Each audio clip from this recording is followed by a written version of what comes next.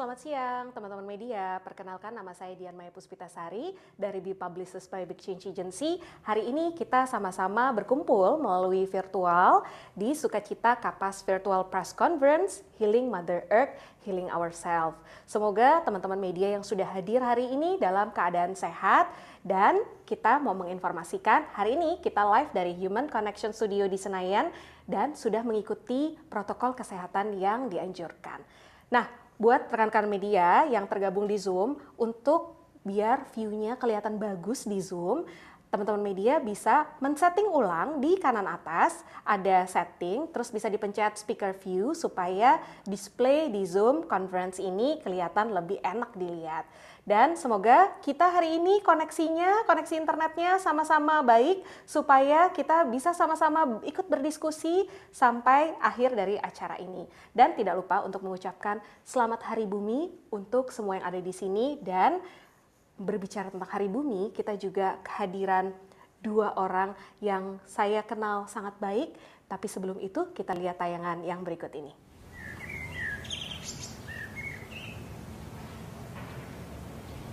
Sukacita has never been about fashion. We don't do seasons, we're not fast.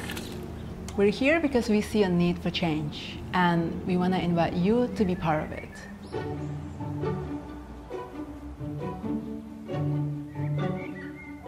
You see, the thing is, I'm not a designer. As a development consultant, I returned to Indonesia to create impact. But beyond all the boardroom meetings and reports, it didn't feel like what I was doing was making any difference. So in 2015, I started doing my own research. Going village to village, it was the first time I saw what goes behind some of the things we use every day. Women making clothes with their hands. Skills and tradition passed down mothers to daughters. It's beautiful. But I couldn't help but notice this struggling. I had to realize that behind a simple choice like what we wear every day are women who we'll never meet, hands we'll never see, and struggle we'll never know because of an unfair system. And my heart was broken.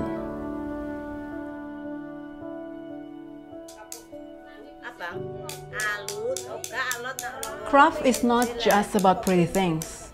It really matters because it provides work for millions of men and women working from home. The thing is, the industry practice is really dirty.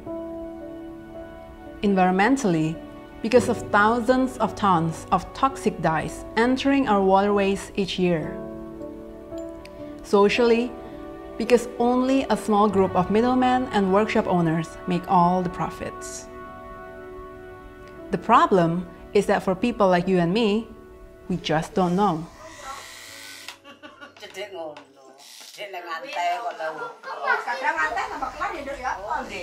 Sukacita was created to change that. A bridge to bring you and the artisans closer. That's why we work directly with villages, not factories. Because this is where most of our artisans live and work. Yet, without any access, they often live a life of poverty. So through continuous trainings, we give them the tools to change their own lives. From business skills to environmentally friendly practices and quality management. It takes time, but for us, it's the only way. Started with only 3 women, we now empower more than 100 artisans. With our craft schools, we want to reach 1,000 more over the next 5 years. Made Right is our transparency standard. It's a promise that everything we make pays a living wage, is kind to the earth, and uses heritage craft. Every time you choose Made Right, you contribute to end pollution and exploitation. You know exactly where and who made your clothes, and the impact it had on someone's life. Sukacita means happiness in Indonesian. It embodies our mission to return pride to those who have been invisible for too long.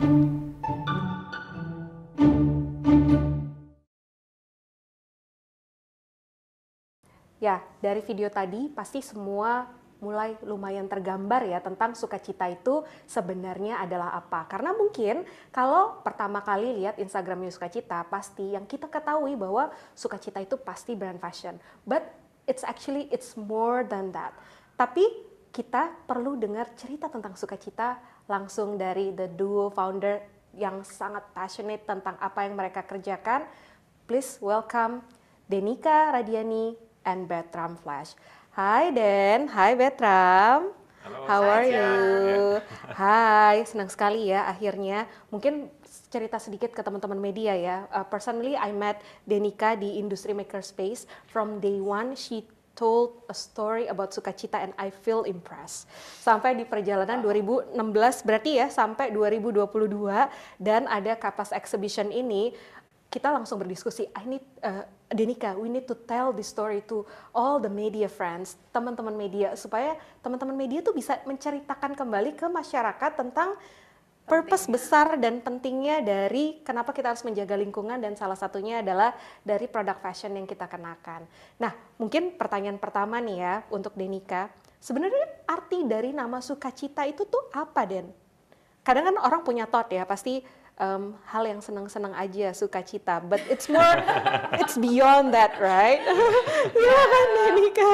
Jadi sukacita kan kita sebagai orang Indonesia tahu dia tuh artinya kebahagiaan. Tapi yang memang aku sengaja ambil akarnya dari bahasa Korean untuk menggambarkan perjalanan aku sendiri sebagai orang Indonesia kembali ke akarku di desa-desa, di mana aku belajar bahwa selama ini kan kita di kota itu seakan-akan mencari kebahagiaan itu dengan matriks sukses seperti apa yang kita punya, apa yang kita dapat dari pekerjaan. Nah, tapi di desa-desa itu aku sebenarnya menemukan arti kebahagiaan yang berbeda. Di mana kebahagiaan yang sebenarnya itu dari kontribusi yang kita bisa punya dari pekerjaan kita atau pilihan kita. Itulah kenapa Sukacita sendiri kita memang we don't want to be another fashion brand. Kita lebih pengen menjadi sebuah jembatan di antara komunitas kita di kota dan internationally dengan ibu-ibu di desa yang bikin baju kita supaya pilihan kita itu bisa mengubah hidup orang lain sambil merawat alam. Wow, it's beyond that. Nah, ngomongin soal tadi ya, ibu-ibu yang akhirnya membantu untuk produk fashion Sukacita, kan berarti mungkin semua pasti teman-teman media berpikir bahwa apakah desainernya tuh ibu-ibu itu gitu. Mungkin bisa bercerita tentang proses perjalanan ya. Tadi kalau di video kan diceritain Denika jalan ke desa-desa, terus dari itu sempat dengar cerita juga sampai akhirnya dipanggilnya Bang Bet gitu ya. Ibu-ibu gitu masuk ke desa-desa. So please tell the story dari tadi mulai ke desa, terus what you found, terus dari itu bagaimana akhirnya berproses berinteraksi sama mereka sampai akhirnya datanglah baju yang kita kenakan hari ini.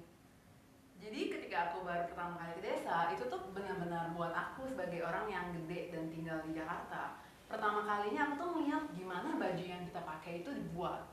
Selama ini aku pikir baju kita tuh muncul langsung di toko atau di website aja, terus kita beli ya itu aja gitu. Aku nggak pernah kebayang sebelumnya bahwa ternyata ada perjalanan panjang. Benar-benar dari kebun sampai ibu-ibunya, sampai jadi baju yang kita kenakan, sampai bahkan setelah itu mau dikemanain gitu ya. Nah jadi di awalnya itu benar-benar literally aku sama Bertram mulai riset ke desa-desa. Kita tinggal bersama ibu-ibunya, benar-benar sampai mereka percaya dengan mimpi besar yang ingin kita lakukan. Karena yang kita temui itu sebenarnya kebanyakan dari pengrajin kita yang di Indonesia itu tuh kebanyakan justru hidup dalam kemiskinan. Di satu sisi kan ini adalah kerajinan yang sangat penting ya untuk kultur dan budaya Indonesia. Tapi di satu sisi justru mereka yang membuat dan menjaganya kesulitan untuk bertahan hidup. Dan yang kita temui juga adalah sebenarnya ini tuh sebenarnya masalah akses. Mereka sendiri ini karena ini turun-temurun ya, mereka tidak mendapatkan akses ke pendidikan yang bisa untuk actually contohnya hanya sesimpel gimana menghitung harga kain contohnya. Nah di situ kita merasa bahwa oke, berarti untuk bisa menciptakan perubahan yang benar-benar berkelanjutan kita harus addressing ini. akses ke edukasi dan kedua akses ke pasar yang dengan harga yang adil. Jadi awal-awal banget tuh aku actually belajar batik, belajar Impromptu langsung ya di situ ya. Masih ingat duduk di balkon itu. Gitu kan, belajar gitu. Karena kalau aku juga nggak bisa, terus gimana gitu kan. Iya. Jadi benar-benar awalnya tuh kita benar-benar bareng sama ibu-ibu tuh belajar bersama supaya kita tahu gimana kita bisa merubah sistem ini gitu, sistem yang tidak adil ini gitu. Wow. Jadi di Sukacita juga sebagai usaha sosial itu semua penjualan kita itu memang mendanai program-program impact kita di desa. Ya. Kita running Rumah Sukacita Foundation namanya, yang menjalankan sebenarnya training-training yang berkelanjutan di desa ini, mulai dari kerajinannya sendiri, pewarnaan alam, tapi juga business skills, supaya perempuan-perempuan ini semakin berdaya dan bisa merubah hidup mereka sendiri. Kita tidak memberikan mereka bantuan, tapi mereka yang merubah hidupnya sendiri. Gitu. Wow. Panjang ya, Panjang. dibalik. Ya. Jadi berarti tadi cerita dari dampak besar yang ingin dikeluarkan dan diceritakan melalui Sukacita adalah bagaimana tadi berproses, akhirnya bisa empowering ibu pada saat tadi ibu berdaya, mungkin kan pasti dia akan bisa menghidupi lebih banyak orang lagi yang ada di rumahnya ya. Nah, ngomongin soal dampak, pasti ada data-data yang sudah bisa kalian ceritakan ya tentang dampak dari kegiatan yang Sukacita sudah lakukan melalui program-program. Mungkin Bertram atau Denika bisa bercerita, dan karena kan memang juga ada Sukacita Foundation, mungkin you can tell more story about that, apa bedanya sama the brand itself gitu. Oke, kita sebenarnya kan pada tahun 2016 mulai dengan hanya 3 ibu di Jawa Tengah, dan ya dengan dalam 6 tahun ini kita akhirnya dampaknya sudah sampai lebih dari 1.400 orang. Dari pengrajin yang bikin kain kita, tapi juga ke petani-petani yang nanam pewarnaan alam, yang nanam kapas kita sendiri itu. Nah, tapi terus yang karena mereka akhirnya dapat akses yang adil ke pasar, pendapatan mereka rata-rata naik dengan sekitar 60%. Dan tapi sebenarnya yang kita paling bangga ya itu pas awal-awal ketemu sama pengrajin kan kita sadar sebenarnya kebanyakan pengrajin usianya sudah lumayan tinggi.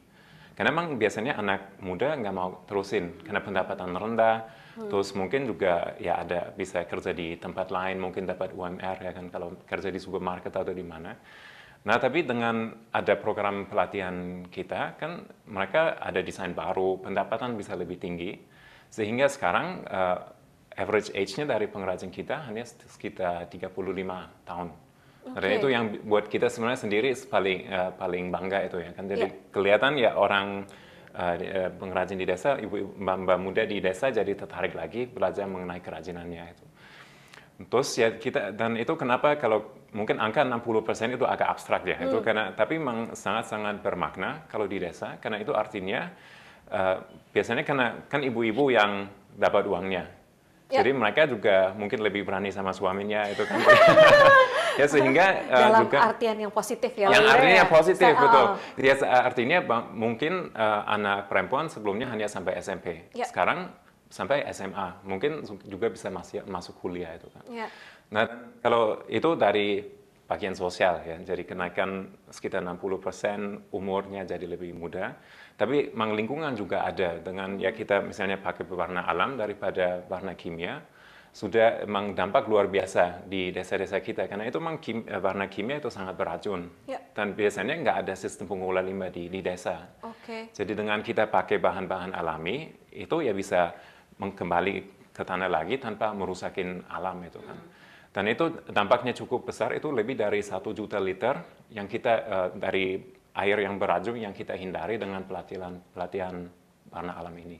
Wow. Tapi mungkin yang paling menarik, ingat banget waktu itu Denika pernah cerita ya, bahwa kan memang akhirnya pembatik lokal ataupun orang-orang yang ada di desa akhirnya tidak mau melanjutkan apa yang sudah dilakukan oleh orang tuanya, generasi sebelumnya, karena ternyata menurut mereka lebih menarik kerja di mall, di counter handphone. I really remember your story about that, dan gimana cara kita bisa mengembalikan, karena tadi dari mungkin cerita batik, kain, atau wastra itu sangat identik dengan Indonesia ya. So congratulations di Hari Bumi ini. I want to congratulate to you both dan juga tim yang ada di Sukacita. At least mission itu berjalan dan bisa dipertahankan supaya ya tadi Mari kita lanjutkan the story, terus dari itu apa yang sudah dilakukan oleh generasi sebelumnya yang mungkin memang terceritakan melalui produk fashion si baju-baju tersebut. Nah mungkin Denika Sambetra mau bercerita tentang ya tadi ya, kalau ngomongin proses sampai jadi baju, so there's a lot of brainstorm with those ibu-ibu sampai akhirnya kamu bisa memberdayakan dan sempat cerita bahwa mereka jadi percaya diri akhirnya kan tentang ide-idenya mereka. Itu ceritanya seperti apa tuh Dan?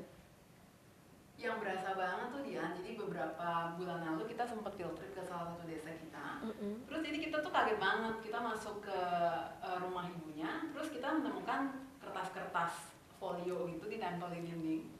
Terus aku lihat ternyata mereka itu lagi brainstorm gimana mereka bisa mempertinggi edukasi anak-anak di desa mereka. Wow. Dan buat kita itu benar-benar amazing banget karena ini bukan sesuatu yang kita infokan ke mereka, tapi mereka yang mempunyai inisiatif untuk menjadi agen perubahan di desa mereka sendiri dengan masalah yang mereka lihat sendiri di desanya. Dan menurut kita ini sebenarnya jiwa dari Sukacita itu. Kenapa kita memilih jalan sebagai sebuah usaha sosial, bukan sebuah NGO, karena kita memang ingin tidak hanya memberikan bantuan, tapi kita justru memberikan mereka akses sehingga mereka lah yang bisa mempunyai agensi untuk merubah hidup mereka sendiri. Yes. Dan ini akan lebih berkelanjutan even setelah kita tidak ada gitu kan. Betul. Di situ kita ngerasa wow, if only lebih banyak orang tahu bahwa begitu banyak perubahan yang bisa kita lakukan melalui pilihan-pilihan kita yang setiap hari. Contohnya kayak pagi-pagi kita lagi mikir mau pakai baju apa gitu ya. Ketika kita menggunakan pakaian itu, mungkin kita bisa mengingat kembali hubungan yang ada di antara kita dengan perempuan yang membuatnya di desa yang mungkin tidak punya kesempatan yang sama dengan kita. Tapi melalui pilihan itu, kita bisa merubah dan berkontribusi ke hidup mereka sambil merawat alam.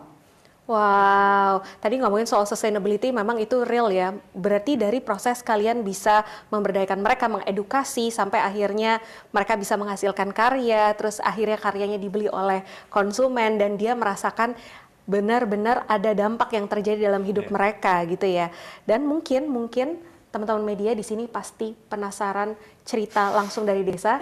Kita lanjut dengan tayangan yang berikut ini untuk bisa memberikan gambaran tentang cerita Denika tadi.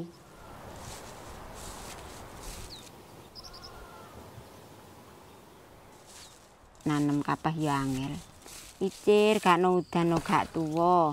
Engko nak ana omane akeh ya gak dadi ya gak tuwa. Nah nak ngene iki wis karep-karepku dhewe, apa iya apa ora ngene iki aku ngono. Dibane tak diwajal itu kok iya temenan.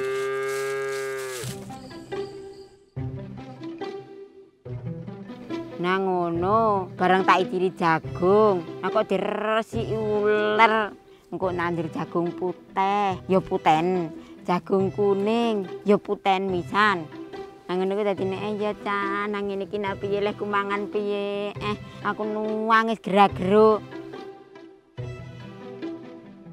Petuk kapas iki. Kapas kok gak mlethek-mlethek iki piye kok. Kapas kok suwine kok ngene, wong iki ranjine ya wis mlethek, Nduk. Nah kok gak ana mlethek. Apa ya sing gak dipangan uler?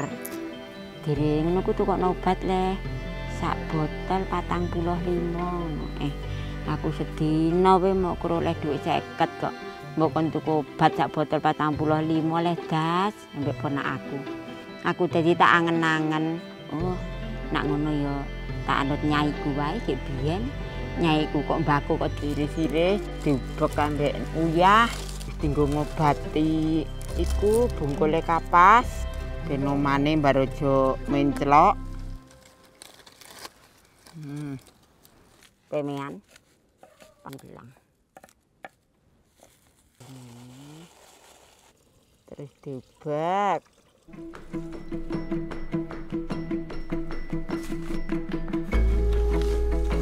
Terusan tak golekno jenenge lebu, tretong sapi, tretong wedhus laran, tak obongi kanggo pupuk. Buh, nah kapasku. Kok terus muadat. Dadi mlowetheke kok apik. Nak ngono ya iki cah, ya dirinyaiku kae.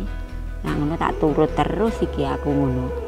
Jadine ya wis ora dek obat-obatan apa kemia yo gak. Sek lek nandur kapas wis ana 4 tahun, sak bar-bari ngundohe sak entek-enteke paling ya 18 kilo 20 kilo.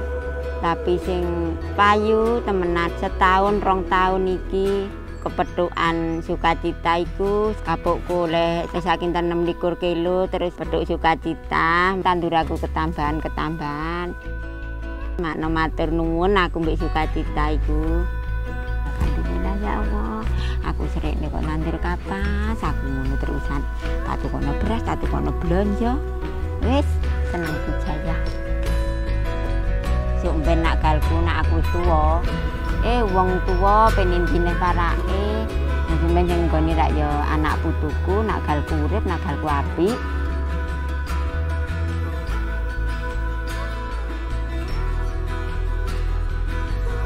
kene rawat bumi berarti kene padha ngrawat awake dhewe.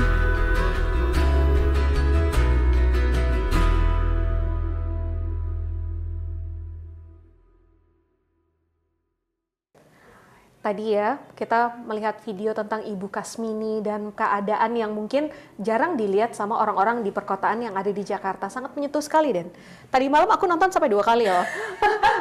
To get the feel and to get understand more tentang ternyata sebenarnya yang terjadi itu seperti apa gitu. Dan terasa sekali bahwa Ibu Kasmini nyeritain tentang impact, tapi yang paling penting adalah pada saat kita healing the planet, then we healed ourselves as well.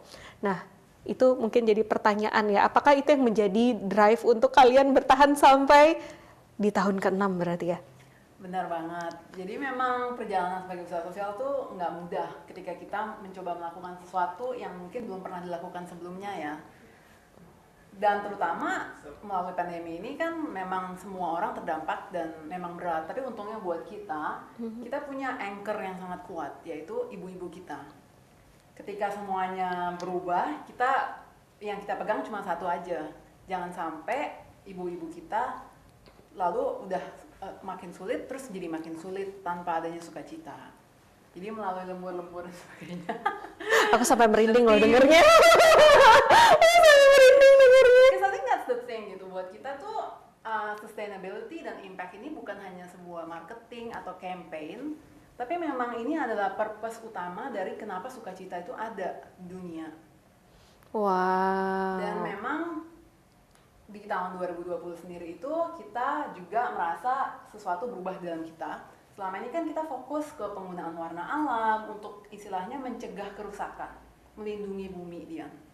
Tapi di tahun 2020 itu kita merasa bahwa hanya melindungi itu udah nggak cukup. Dengan krisis iklim yang terjadi di dunia, dengan what the world is going through, kita merasa sekarang itu penting banget untuk kita mencari jalan dan berkolaborasi untuk justru menyembuhkan dan menciptakan dampak positif untuk bumi ini gitu. Dan untuk kita, itu artinya kita menelusuri perjalanan di balik baju kita lebih jauh lagi. Dari yang 5 tahun ini kita lebih fokus ke gimana bajunya dibuat melalui Made Right. Di tahun 2020 kita pergi ke jauh lagi ke kebunnya justru. Karena saat ini mungkin kita sudah nggak keinget lagi bahwa ternyata baju yang kita pakai itu mulanya dari bumi. Oke. Jadi dari situ kita bertemu dengan petani-petani kapas terakhir di Indonesia, ibu-ibu gitu. Oke. Yang masih menjaga penanaman kapas ini. Dan ini tuh benar-benar unik banget karena sebenarnya kita temukan bahwa 99% dari kapas yang ada di Indonesia itu sekarang tuh diimpor. Oke. Jadi bayangkan kalau kita bisa mengembalikan kembali kapas ke Indonesia. Karena cara penanaman kapas di ibu-ibu ini itu sangat menarik juga, Dian. Mungkin pernah dengar ya pas SD namanya tumpang sari. Iya. Jadi dia itu bukan menanam melalui monokultur dan penggunaan kimia yang berlebihan, tapi mereka itu benar-benar lebih menanam kapas itu seperti menanam sebuah hutan gitu, Dian. Jadi 20 jenis tanaman ditanam bersama supaya mereka bisa bersimbiosis. Dan dengan mereka melakukan itu, mereka justru tidak perlu lagi menggunakan obat-obatan kimia untuk pestisida dan juga pupuknya. Jadi semuanya menjadi bahkan beyond organic gitu. Dengan melakukan ini, kita juga menemukan bahwa ternyata simbiosis ini tuh justru menyembuhkan tanah. Dan mungkin juga ingat pas masih SD kan proses fotosintesa itu sebenarnya tuh adalah sebuah siklus alami bumi untuk bisa menarik karbon dari atmosfer kembali ke bawah supaya tidak terjadi pemanasan global. Itulah yang sebenarnya kita maksud dengan healing Mother Earth melalui penyembuhkan tanah, healing ourselves. Karena hidup kita sendiri kan juga sebenarnya berasal dari bumi. Kalau buminya nggak sehat, gimana kita bisa sehat? Betul, gitu. betul. Wow, ini ya berkali-kali merinding mendengar ceritanya. Dan tadi kan ngomongin soal tadi ya cerita tentang kapas, yaitu yang menginspirasi exhibitionnya. Mungkin Bertram bisa bercerita nanti pada saat di exhibition sebenarnya tuh tujuannya apa. Terus dari itu di sana kita akan experience apa aja dan ya pesannya apa sih yang mau disampaikan melalui orang-orang yang datang ke sana? Nah itu message yang paling penting itu sebenarnya jalannya di belakang baju kita itu sangat-sangat panjang. Dan itu memang kita mau mengingat orang yang datang kembali bahwa ya baju kita sebenarnya mulai dari tanah dan setelah kita sudah nggak dipakai lagi sebenarnya kembali ke tanah lagi itu kan.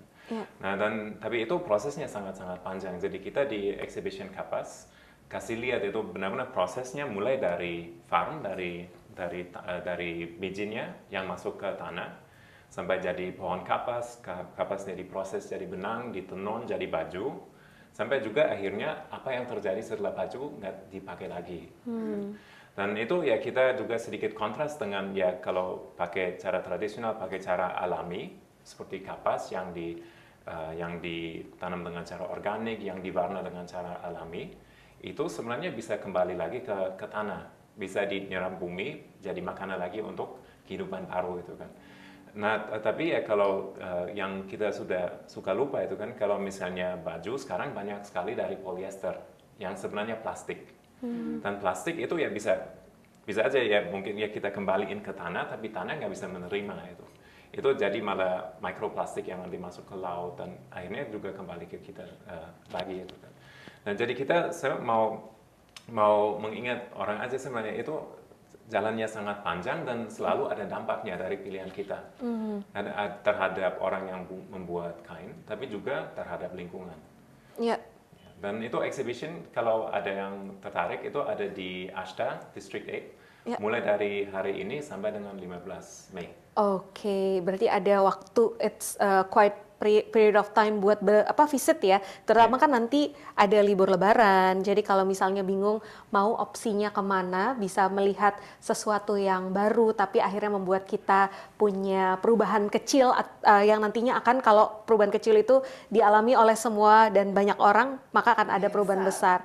Betul. Dan memang mungkin bercerita pribadi tentang apa yang aku rasakan ya pas datang ke exhibition Kapas, so I feel more connected to things that I wear, terutama baju gitu. Dan mungkin kalau sedikit cerita tentang produknya Sukacita kan sampai diinformasikan siapa yang membuatnya ya, itu sangat tersentuh sekali loh bahwa oh yang buat namanya Ibu Kasmini tadi, mungkin kalau misalnya cerita tentang Ibu Kasmini terus dari itu, dan sangat jelas sekali bahwa setiap harga yang dibeli itu berapa yang kita akhirnya ikut donasikan untuk empowering ibu-ibu, sampai ya tadi salah satu story yang diceritakan adalah Ibu Kasmini. Itu sangat menyentuh sekali. Nah, mungkin kita juga sekalian ngajak ya teman-teman media untuk menyampaikan ke masyarakat apa yang bisa kita lakukan atau kita kontribusikan selain tadi datang ke Kapas Exhibition, akhirnya punya point of view baru. Apa sih yang bisa kita kontribusikan untuk bisa menjaga lingkungan ini terutama, dan mungkin misalnya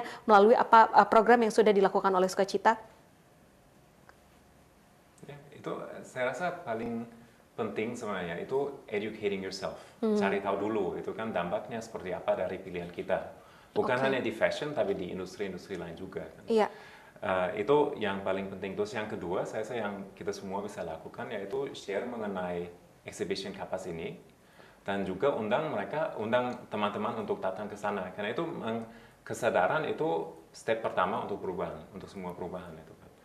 Nah, dan yang kedua kalau kita lihat ya di luar exhibition Kapas ini, saya rasa yang actually one of the most important things yaitu adalah actually really thinking twice sebelum kita beli sesuatu. Benar-benar kita perlu atau enggak. Karena memang actually the most sustainable clothes yaitu adalah yang sudah ada di lemari kita. So, jadi itu lebih baik sebenarnya itu dijaga dengan baik, dirawat, itu kan diperbaiki kalau ada yang rusak, mungkin dikasih teman kepada teman atau anaknya kalau misalnya sudah nggak suka lagi. Yeah. Karena itu memang setiap baju yang kita beli pasti ada dampaknya kan. Yeah.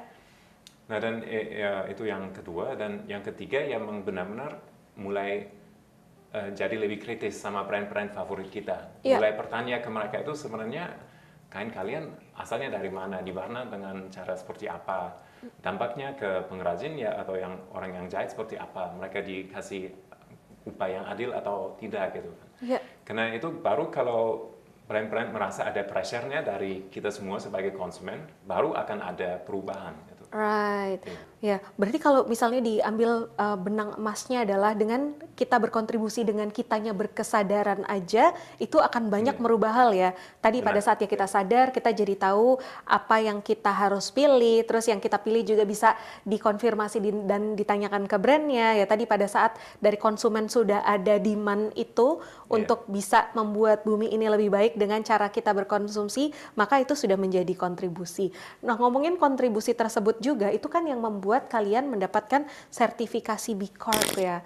Mungkin buat rekan-rekan teman-teman media yang ada di sini, ada yang pasti familiar dengan apa itu sertifikasi B Corp, tapi mungkin lebih baik kita jelaskan secara detail, mumpung kalian yang mendapatkan sertifikasi been through a lot of process sampai akhirnya sertifikasi itu ada. Bertram atau Denika, silakan. Boleh? Jadi memang B Corp itu sendiri adalah standar internasional yang paling tinggi untuk perusahaan yang mempunyai dampak sosial dan lingkungan yang positif. Iya. Jadi kenapa juga kita memutuskan untuk mengikuti sertifikasi ini melalui perjalanan panjang adalah karena kita ngerasa saat ini itu banyak sekali sustainability yang hanya digunakan sebagai campaign atau marketing yang tidak didukung oleh benar-benar real change in the business model gitu. Banyak orang yang selama ini mengira, oh asal kita punya koleksi sustainable, it's okay gitu. Tapi sebenarnya yang kita merasakan dari Sukacita adalah apa ya, the power a business can have to be a force for good. Ya, sangat jelas sekali. Makanya sangat bangga menjadi salah satu perusahaan pertama di Indonesia yang mendapatkan sertifikasi B Corp, dan ini menjadi suatu kebanggaan juga bahwa akhirnya ada perusahaan seperti ini, perusahaan sosial berbasis di Indonesia yang bekerja dengan ibu-ibu di desa yang paling nggak kelihatan, bisa disertifikasi oleh perusahaan yang se-internasional ini gitu, Dian. Wow, jadi itu ya definisi B Corp dan sertifikasinya yang memang menjelaskan supaya mungkin memudahkan konsumen juga nantinya ya pada saat memilih, dan tadi menjadi berkesadaran untuk saya beli produk yang mana, saya mengkonsumsi produk dari brand yang mana. Nah, berikutnya nih kita kedatangan satu narasumber lagi. Dominic Diose, mungkin bercerita dulu sebelum kita manggil Domi ada di sini, kenapa Denika dan Bertram mengajak Dominic Diose untuk bisa ngobrol-ngobrol sama kita? Dia lagi ngapain sekarang? Apa kita langsung tanya aja sama Domi aja kali ya? Langsung Domi. Langsung. Hai Dominic. Halo. Mendapatkan informasi dari Denika, Dominic ini sedang membuat cloth swap di Bali untuk fundraising Yayasan RSC. Mungkin bisa bercerita sedang apa nih yang lagi kegiatan apa yang sedang dibuat di Bali dan tujuan besarnya tuh apa gitu. Silakan Domi.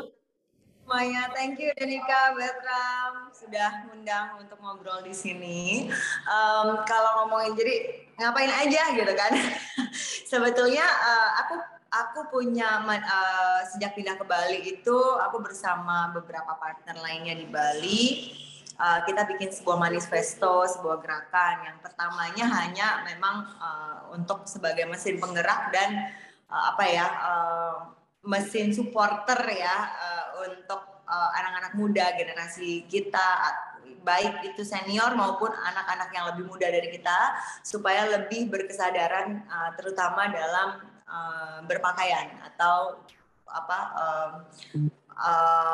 membeli pakaian yang baru setiap harinya atau setiap minggunya kayak gitu. Nah, namanya Bali Swap. Jadi komunitas ini namanya Bali Swap, gerakannya hanya sekedar bertukar baju tanpa melibatkan transaksi uang apapun gitu. Jadi memang kenapa ada Bali Swap di sini? Oke, sorry ya sebelumnya ada suara anak karena dia sorry. Hai. Di kelas anak. Yes, mommy is talking, please. So, Bali Swap ini didasari karena apa ya? Karena aku sendiri sebagai pelaku industri sekian tahun, dari 13 tahun, dan merasakan sekali perubahannya dari apa ya? Merasakan perubahannya itu dari mulai esensinya desain seperti apa sampai akhirnya menuju ke perubahan dunia industri modeling yang memang industri fashion ya, yang memang masuk ke fast fashion, dan itu menurut saya sangat sudah kelewat batas gitu. Semuanya menjadi serba cepat. Nah, kan kalau kita ngobrol sama Denika dan juga Bertram, kita sama-sama tahu bahwa industri fashion itu nomor 2 terbesar yang menghasilkan polusi. Nah, saya menyadari hal itu. I've been there. Sometimes I'm still there, so I'm still learning too. Pada akhirnya pada waktu memutuskan pindah ke Bali, saya bilang, okay, we have to do the smallest thing we can. Nah, salah satunya adalah clothing swap party. Clothing swap party ini sesimpel dengan bertukar baju, bertemu dengan teman-teman baru yang punya taste style yang sama, dan sesimpel itu gitu. Saya pengen punya pakaian baru gitu, maksudnya saya pengen mencoba style baru. But I don't wanna waste my money if I don't know sampai kapan aku menggunakan satu baju itu, gitu loh maksudnya. Karena ya harus disadari juga sifat dasar kita kan enough is never enough.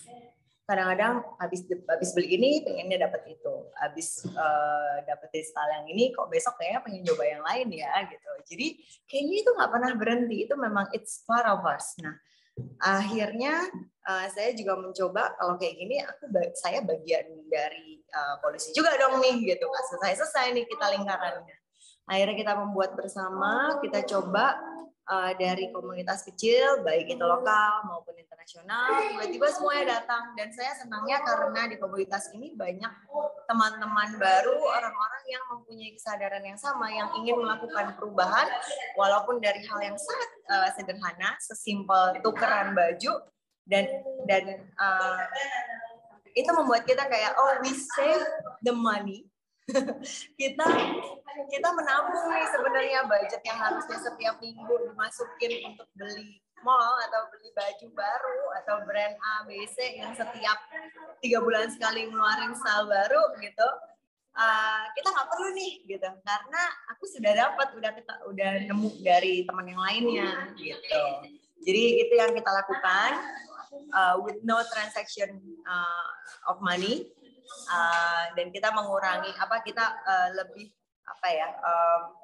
mengajak teman-teman yang lainnya juga untuk mempunyai kesadaran yang sama, mengurangi limbah fashion, lebih berkesadaran apa yang mau maksudnya kalau kita mau memakai baju ini kita mesti berpikir 2, 3, 4 kali dulu gitu sebelum kita memutuskan untuk oke, gue beli gitu. Oke, gue pakai gitu sih. Nah, lalu di kesempatan Bali Swap ini kan sudah 4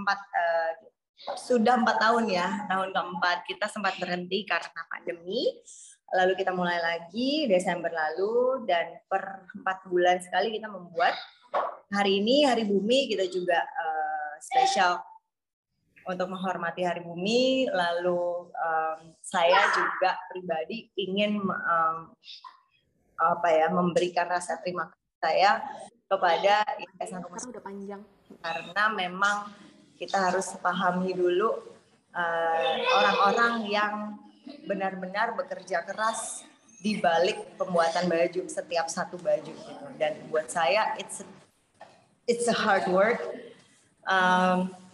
Itu buat saya pribadi sangat menyentuh. Jadi Bali Swap ini akan dilangsungkan hari ini di sore hari nanti, dan beberapa tamu, beberapa teman-teman dan komunitas yang datang, mereka bisa menjadi pendonor, mereka bisa memberikan sponsor mereka, ataupun mereka berkontribusi sedikit yang memang donasi, masuknya adalah fundraising, yang memang donasinya nanti akan full kita berikan kepada Yayasan Rumah Sukacita. Itu sih. Oke, terima kasih Dominic untuk ceritanya. Tadi memang emphasize story dan message-nya kuat sekali ya, bahwa tadi mungkin insight-nya kan orang-orang itu suka banget bosan, terus dia ganti baju sebegitu seringnya karena bosan ya, namanya itu udah alamiahnya manusia gitu. Tapi ternyata Dominic dengan kegiatannya dia membuat cloth swap. Jadi untuk mengatasi insight tersebut alternatifnya adalah dengan cloth swap. Dan ya tadi mungkin kalau misalnya akhirnya mau membeli, dipikirkan lagi 1, 2, 3 apakah itu akan benar-benar dipakai dan berkesinambungan atau berkelanjutan atau tidak. So thank you Domi for your story, dan sampai jumpa lagi di kesempatan yang akan datang. Thanks Domi. Bye. Oke, terima kasih. Nah, ini berikutnya kan kita mau cerita juga ya, bahwa pada saat ada exhibition tentunya ada kolaborator supaya bisa terjadi tuh exhibitionnya, terus bisa pesannya itu benar-benar tersampaikan. Dan kita punya salah satu kolaborator yang mendukung Kapas Exhibition ini ya, ada Jaslyn Angelia Raharjo. Hai Jaslyn, hello. Hai, halo. Hai Jaslyn, kita mau minta dengar ceritanya Jaslyn, kenapa akhirnya memilih untuk support program-program dari Sukacita ini, Jaslyn? Oke, jadi sebenarnya saya udah ketemu sama Denika sama Bertram dari awal mereka mulai Sukacita, dan emang dari awal I've been very impressed and sangat mendukung visi mereka di Sukacita, terutama sekarang udah kelihatan banget impact-nya Sukacita. I'm very proud of what Sukacita has done, dan saya sebagai founder Herbana sangat mendukung all the initiatives that Sukacita is doing. Terutama ini Bertram baru cerita tentang exhibition Kapas, dan Bertram approach Herbana, dan ini sangat-sangat satu visi dengan Herbana yang sangat percaya akan pentingnya alam dalam segala hal di kehidupan kita. Kami percaya bahwa alam itu menawarkan segala kemudahan dan kesederhanaan yang kita butuhkan. Jadi oleh karena itu, merupakan tanggung jawab Herbana untuk terus menjaga kearifan lokal, dalam hal ini khususnya tanaman herbal Indonesia. Oke, jadi tidak hanya itu, Herbana juga memiliki tanggung jawab untuk terus mengedukasi komunitas supaya lebih mindful terhadap hidup, baik dari aspek pangan, papan, dan bahkan sandang. Jadi karena hal ini kita support Sukacita dalam exhibition Kapas. Thank you so much Jaslyn. Tadi ya memang kalian sangat satu visi sekali gitu, karena memang sama-sama mengambil yang terbaik dari alam tapi juga ikut menjaganya. Dengan Herbana kan memang lebih ke obat-obatan dan Sukacita itu lebih ke fashion. Thank you so much Jaslyn. Nanti ada di Ashta juga, apakah kita akan bertemu? Jadi buat teman-teman media yang mungkin mau say hi ke Jaslyn, Denika dan juga Bertram, nanti kita ketemunya langsung di Ashta ya. Thank you so much Jaslyn. Thank you. For today's. Bye. Oke. Nah, ini kita langsung masuk ke sesi yang memang sangat ditunggu, karena banyak teman-teman media yang sudah bertanya dan kita sudah mengkurasi pertanyaannya. Tapi tadi untuk teman-teman media yang mungkin nanti pertanyaannya belum terjawab, kita akan menjawab semua pertanyaan satu persatu dan akan dijawab oleh Denika dan Bertram melalui surat tertulis, nanti akan disampaikan ke teman-teman media. Nah, mungkin ini kita langsung masuk ke pertanyaan pertama ya. Ada Kak Rianti Rusmalia dari L Indonesia bertanya ke Bertram dan Denika nih. Pertama untuk Bertram, terkait isu keberlanjutan, seberapa penting sih kita perlu berpihak pada produsen lokal? Why we really need to be pro with the local producer? Kenapa tuh Bertram? Nah itu saya rasa ada alasan dua, yaitu yang pertama, itu memang karena produsen lokal yang mungkin sangat simpel itu mereka yang dekat sama kita kan. Kan nggak usah dikirim jauh-jauh. Itu salah satu alasan kenapa kita mulai nanam kapas sendiri. Karena kapas seperti si Danica bilang kan 99% diimpor, dikirim jauh-jauh dari Cina, dari Brazil, dari India. Dan itu memang ada emisi juga, perlu energi banyak sekali. Dan kita juga karena dari sumbernya jauh, biasanya nggak tahu itu prakteknya, cara produksinya seperti apa itu kan. Jadi transparency is a big issue for that juga. So I think itu yang pertama. Jadi itu memang kalau kita support produsen yang lokal itu memang lebih sustainable karena memang lebih dekat sama kita, nggak usah dikirim jauh-jauh. Nah yang kedua, saya rasa itu untuk mendukung produsen yang lokal itu kesempatan luar biasa untuk memberdayakan masyarakat lokal. Terus untuk yang kita juga lakukan kan dengan kapas, petani-petani kapas ini kan, mereka panen mereka setelah kerja sama kita bahas bareng itu bagaimana caranya kembali ke sistem tumpang sari dan lain-lain itu kan. Panen mereka 6 kali lipat. Wow. Jadi memang ada dampak ke mereka juga kan. Jadi kalau kita impor ya mereka nggak berdampak itu kan. Jadi terus saya rasa I think this is a different kind of sustainability, right? There's the environmental side, tapi juga ya orang yang di sini dulu yang kita memberdayakan baru yang like we look outside itu. Because that's the people closest to us. Iya. Ini pesannya Bertram seperti pesan mamaku loh. Dia sampai bilang pada begini, kamu kalau mau beli sampai telur, belilah di toko yang paling dekat dengan rumahmu.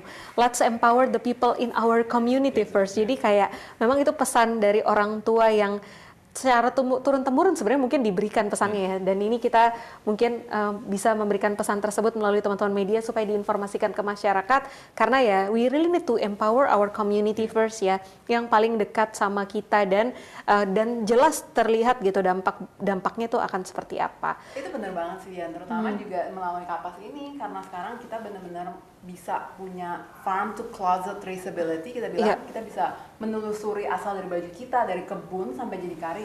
Kita menemukan bahwa di satu baju itu kita bisa mensupport 12 keluarga. Wow, Jadi another goosebump. You gave me a goosebump on this discussion. Oke, nah ini pertanyaan yang menarik juga nih dari Karyanti Rusmala karena memberikan 2 pertanyaan dari L Indonesia ke Danica.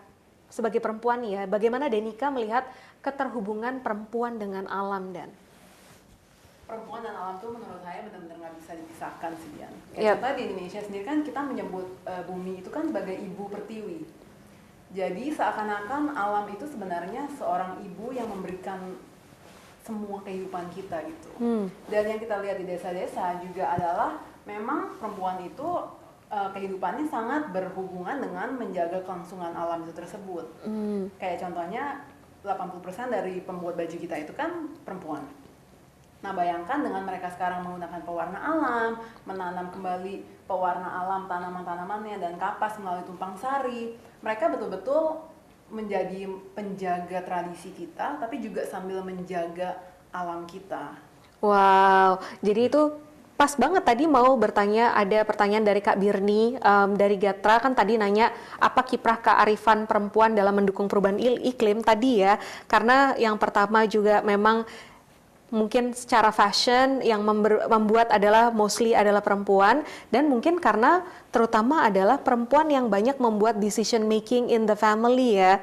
Jadi karena kalau perempuannya kita empower dengan informasi yang baik dan dia akan memilih menjadi lebih baik, maka that's a big contribution to this climate change. Wow. Bener banget. Dan sebenarnya juga kan mayoritas dari komunitas yang sudah terdampak dari krisis iklim itu sebenarnya memang perempuan ya.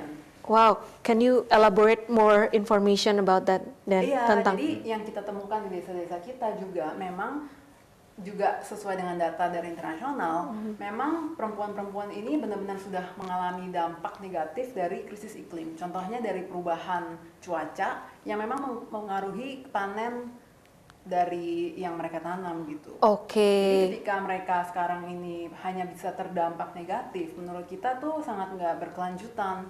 Iya. Nah, makanya kenapa juga misi dari Rumah Sukacita Foundation sendiri adalah gimana kita bisa equipping perempuan dengan the right knowledge, the right skills, the right access, supaya mereka bisa sebenarnya mempunyai yang kita bilang climate resiliency. Iya. Program-program yang kita lakukan memang berfokus ke situ. Gimana kita bisa mensupport para perempuan di desa untuk menjadi agen perubahan dan tameng pertama kita against climate change gitu. Wow, oke. Mungkin kalau sedikit cerita, salah satu yang mungkin kalau perubahan iklim jadi panas, itu yang merubah perempuan adalah moodnya juga ya. Jadi lebih tension gitu. Oke, kita berpindah ke pertanyaan berikutnya dari Kak Tirza Kanya dari Closet ID. Ini pertanyaan yang mungkin selalu ditanyakan banyak orang dan pertanyaan dari aku sendiri juga gitu. Pasti kan kadang kalau tadi cerita perubahan dari diri sendiri adalah ya tadi bagaimana kita memilih gitu. Nah ini kita tanyakan nih ke Kak Denika dan Kak Bertram juga.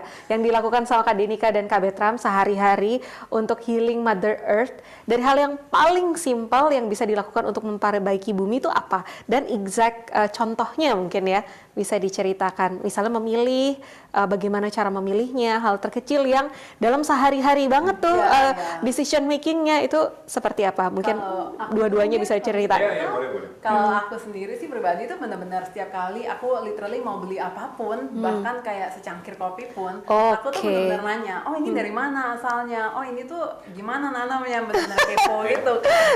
Karena apa? Kayak aku ngerasa kita sebagai konsumen tuh sebenarnya punya a big power when it comes to voting for the kind of world that we want to live in. Itulah kenapa aku ngerasa dengan semakin banyak dari kita yang bertanya, maka suaranya ini akan mulai terdengar sehingga lebih banyak orang akan incorporating sustainability and traceability di bisnis mereka juga. Nah yang kedua, benar-benar mencoba untuk plan ahead supaya kita tidak banyak membeli barang-barang yang sekali pakai. Kayak bawa botol minum sendiri atau bawa reusable tissues, karena ya itu, karena sekarang ini kita udah semuanya mencari praktis dan sebenarnya itu yang menjadi masalah utama dari keberlanjutan kan, ketika kita semuanya mau cepat dan praktis tapi tidak memikirkan mengenai dampak panjangnya setelah satu momen di mana kita pakai dan buang gitu. Alright, kalau dari Bertram sendiri? Nah kalau dari saya mungkin ya balik lagi ke produk lokal kan, karena in this relationship I'm the one who's shopping. Jadi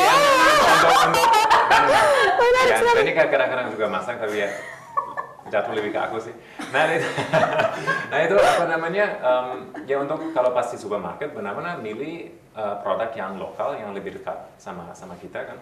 Tapi juga malah pilih produk-produk yang pakai packaging yang lebih sedikit. Kayak misalnya nggak pakai, ada brand telur yang nggak pakai plastik.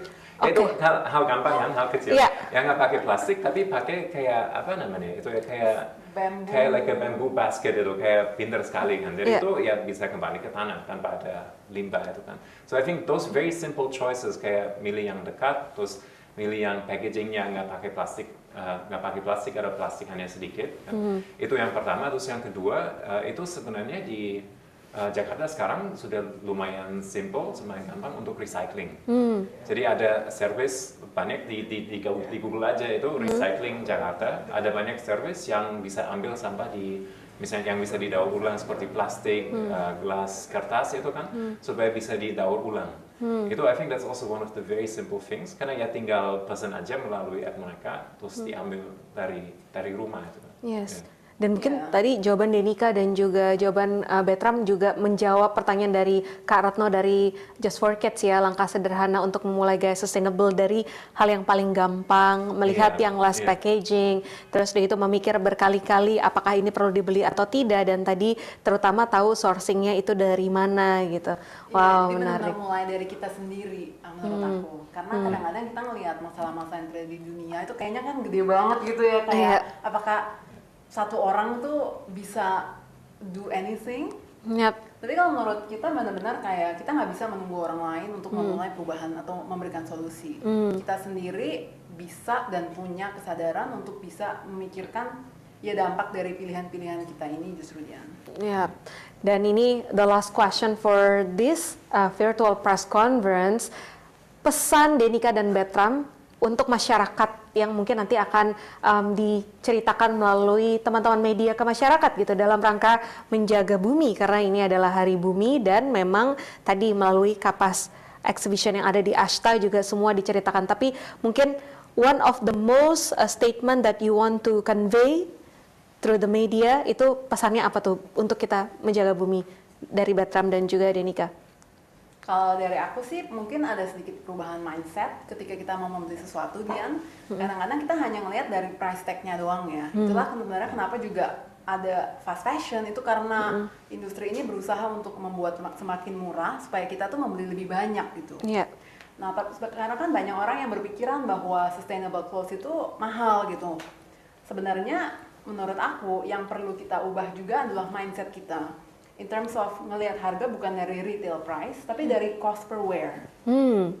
Karena dengan kita melakukan itu, mindsetnya langsung berubah. Benar-benar kayak sebelum kita membeli sesuatu, kita memikirkan kita akan pakai ini berapa lama gitu. Dan ini dibuatnya gimana dan sebagainya. Karena dengan begitu kan kita bisa diet belanja. Jadi instead of buying 10, kita bisa beli 2 mungkin. Tapi yang betul-betul lebih sesuai dengan nilai-nilai hidup kita yang bakal kepake lama. Kayak baju-baju aku di Sukacita itu tuh benar-benar udah 4-5 tahun aku pakai setiap hari, cuci pakai. Jadi itu benar-benar less is more, supaya semua pilihan kita itu bisa punya dampak yang besar. Ya. Dari Bertram, silakan. Ya, kalau dari saya ya balik lagi ke ya semua perubahan mulai dari kesadaran. Jadi dari orang cari tahu dulu itu sebenarnya apa dampaknya dari pilihan saya terhadap lingkungan, tapi juga terhadap orang-orang yang membuat. Ya seperti Denika cerita kan, di belakang jaket yang Denika pakai itu ada 12 keluarga yang terdampak, yang pendapatan lebih tinggi misalnya. Jadi saya rasa itu sangat penting untuk cari tahu dulu, itu kan dampaknya dari behavior, our behavior is what, right? Dan juga untuk jadi lebih kritis sama brand-brand yang claiming to be sustainable. Saya backingnya seperti apa, jadi untuk lebih sering nanya itu kan ke brand, asalnya dari mana, dampaknya seperti apa. Ya, menarik sekali ya, ini yang akan aku pribadi ingat dan juga mungkin mengingatkan untuk my team yang ada di sini dalam virtual press conference. Yang paling pertama adalah tadi ya, cost per wear, atau itu bisa jadi apapun ya. Mungkin dari satu yang mungkin sangat cepat berganti adalah fashion, tapi mungkin kalau bisa di pikirkan lebih dalam, itu bisa relate ke semua hal. Mungkin handphone, our laptops, and so on. Sendal, apapun itu yang kita punya, pikirkanlah berapa lama kita akan memakai. Terus jadi akhirnya terpikir kadang mungkin yang slightly lebih mahal tidak apa-apa, karena tadi yang penting adalah pemakaiannya, jangka waktunya panjang, maka dia barang-barangnya juga mungkin lebih awet karena produksinya memang lebih baik, dan terutama tadi dari setiap barang yang kita pilih itu punya dampak apa untuk orang-orang yang membuat barang tersebut. Wow, itu a very great message untuk kita semua di Hari Bumi ini. Dan kita sudah tiba di penghujung acara, so thank you so much Bertram dan juga Denika for being here, telling the story about Sukacita dan terutama Kapas Exhibition. Mungkin Denika dan Bertram mau mengingatkan kembali teman-teman media untuk bisa mengajak masyarakat datang ke Kapas Exhibition. Ya, jadi sekali lagi exhibition Kapas ada di Ashta District 8 mulai dari hari ini sampai dengan 15 Mei. Dan kalau misalnya mau hari ini ketemu sama Denika sama saya langsung, itu kita ada di sana mulai jam 2 sampai jam 8. Jadi kalau misalnya masih ada pertanyaan lagi, bisa ketemu di sana langsung. Thank you so much Denika dan juga Bertram. Thank you Dian. Thank you very much. You're welcome. Terima kasih untuk teman-teman media. Untuk tadi mungkin teman-teman media ada yang memberikan pertanyaan melalui kolom chat dan juga pertanyaan yang kita sudah terima sebelumnya. Seperti tadi diinformasikan, kita akan menjawab pertanyaannya secara tertulis, diwakilkan oleh kita yang sudah nantinya akan dijawab oleh Bertram dan Denika. So to conclude today's fashion sustainability is no longer enough. Untuk pertama kalinya nih ya, Sukacita mengajak kita semua untuk menelusuri asal dari pakaian yang kita pakai melalui Kapas Exhibition yang menceritakan tentang perjalanan menanam kapas kembali di Indonesia. This is a journey into our past for our shared future. From farm to closet fashion that heals the planet, dan kita mengundang semua teman-teman media dan masyarakat untuk datang ke Kapas Exhibition yang ada di Asta District 8 Jakarta, Indonesia tanggal 15 April sampai 15 Mei 2022. Sampai bertemu kembali di acara berikutnya. Saya Dian Maya Puspitasari mohon pamit. Selamat hari Jumat dan selamat berakhir pekan. Terima kasih.